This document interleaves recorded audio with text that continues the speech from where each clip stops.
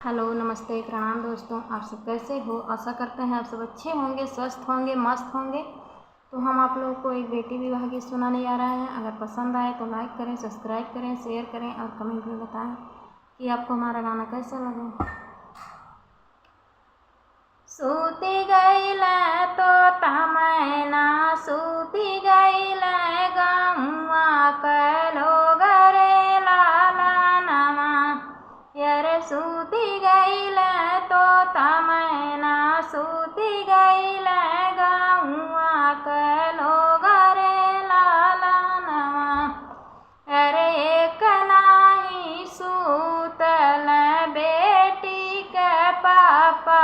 अरे जे करे दाहे जवाक सोची रे लाला नवा अरे जे करे दाहे जवाक सोची रे लाला नवा यार सूती गईल तो तमैना सूती गईल गौआ कलो गरे लाला नवा यार सूती गईल तो तमैना सूती गईल गौआ कलो गरे लाला नवा यार सूती गईल तो तमैना सूती गईल गौआ कलो गरे लाला नवा यार एक नाही सूतल बेटी के चाचा यार बेटी के चाचा यार जे करे दाहे जवाक सोची रे लाला नवा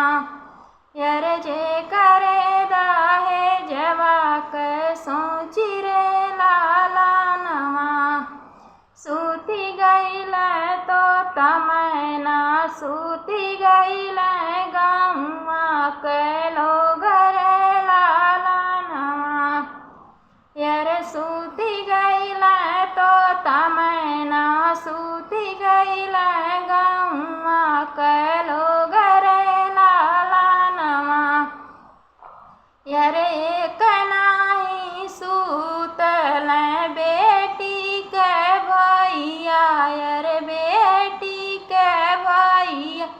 यार जे करे दाहे जवाक सोची रे लाला नवा यार जे करे दाहे जवाक सोची रे लाला नवा यार जे करे दाहे जवाक सोची